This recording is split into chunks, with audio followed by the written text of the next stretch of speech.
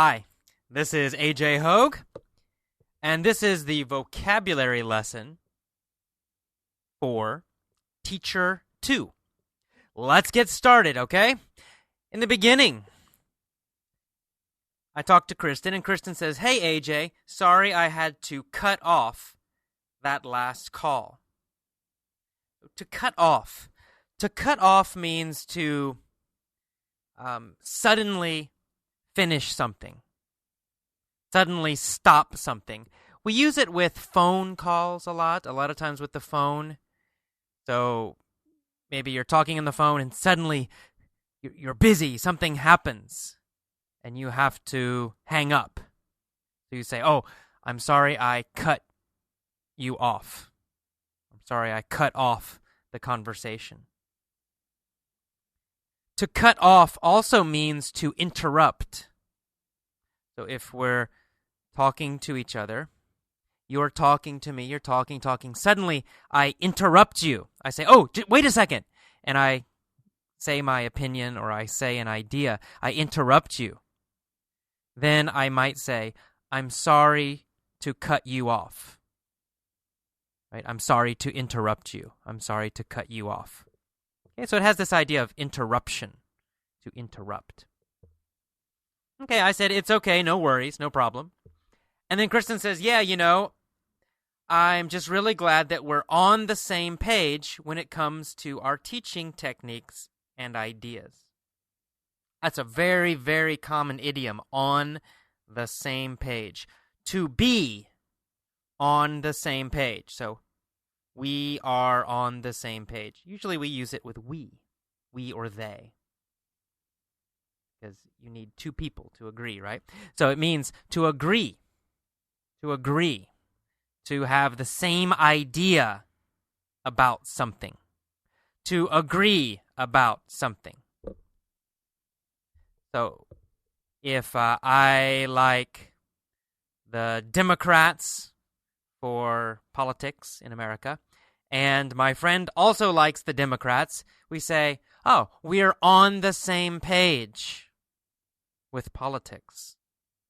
Right? We're on the same page. We agree. We have the same ideas. But if I'm a Democrat and he's a Republican, then we say, "We're not on the same page. We're not on the same page with politics." Right? We don't agree with politics. We don't have the same ideas. So Kristen and I are on the same page about our teaching ideas, our teaching techniques. Okay, we agree. We have the same ideas. Okay, and then we go down. I say, "Yeah," and we talk a little bit more. And then down, let's see, 1, 2, 3, 4, 5, 6, 7, 8, 9 paragraphs down towards the bottom of the page. We say, Kristen says, mm-hmm, she's agreeing. And I say, "But then Tomoe just started learning Spanish. I mean, she's just a low beginner. She had 0 Spanish." So it says, "But then Tomoe." Tomoe is a name. Tomoe is my wife. She's Japanese. It's a Japanese name. Tomoe. And in that same paragraph, you see the word intensive. She took this 4-day intensive course. Intensive. Intensive comes from the word intense. It means very strong or very concentrated. Right? So a lot in a short time. When we talk about learning, intensive learning, we mean you learn a lot in a short period of time. So she took an intensive Spanish course. So a lot of Spanish in a short time, only 4 days. Right? That's an intensive Spanish course. Intensive. All right, let's go to the next paragraph. I say, "I couldn't believe how much she learned in 4 frickin' days." Frickin'. Frickin' is kind of a slang word. Sometimes people say freakin', so it can be pronounced freakin', or it can be pronounced frickin'. And it has no real meaning. It just shows stronger emotion. And actually, it's a polite way to say fucking or fuck. So instead of saying fucking, that, fucking bastard, you might say that frickin' bastard. So frickin' is less strong and more polite. Much more polite than saying fucking. But both words, all they do is they just add emotion. They make the emotion stronger. They can be positive, they can be negative. It depends on the situation, but it makes it a little more positive or a little more negative when you use these words. Frickin' or fuckin' is very, very strong. Frickin' is kind of the polite, nice way to say that. Okay. Then we go down several paragraphs, and we see the word cool. Cool. Yeah, I say, yeah, it's pretty cool. And I laugh. Pretty cool. Cool means, great, wonderful. It can have a lot of different meanings, in fact, but in this case, it means great. It's pretty great. It's quite great. It's quite wonderful. Okay, so that's pretty easy. And then we go a little lower, and then we see the word crap again. We see the word crap. If you'll remember, crap means shit. It's kind of a weaker word for shit. So instead of saying shit, we might say crap. It's less strong. And when we use it as a noun like this, you can forget all that old crap, I say. When you use the effortless English system, you can forget all that old crap.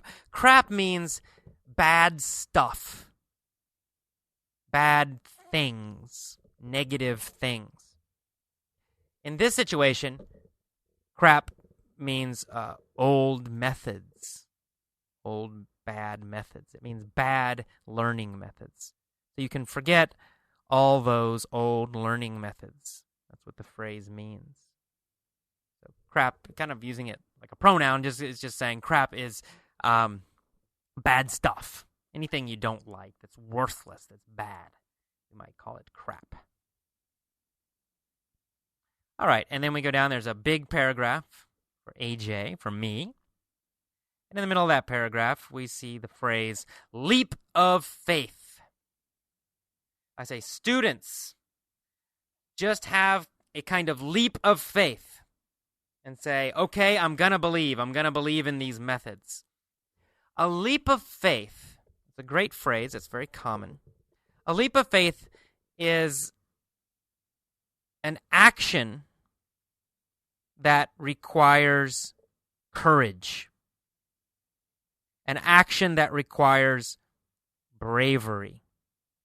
An action that requires faith.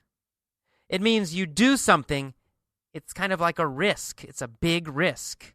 You do something, but you don't know. Will it succeed? Will it fail? No guarantee. You don't know. But you do it anyway. You believe. I believe this will succeed. You don't know. It's risky. Maybe dangerous. Not sure. But you do it anyway. So if you do something and it's risky, you say, it's a leap of faith.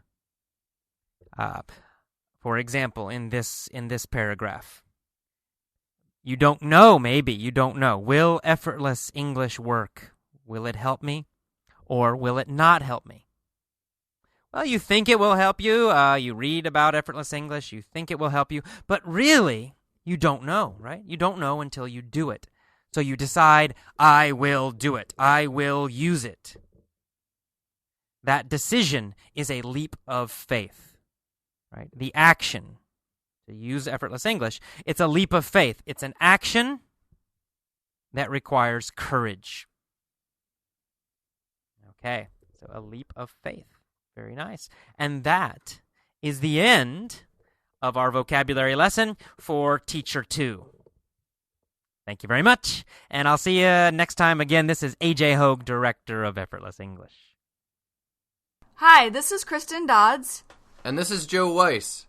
And we just wanted to let you know that this material has been copyrighted in the year 2008 by Learn Real English, LLC.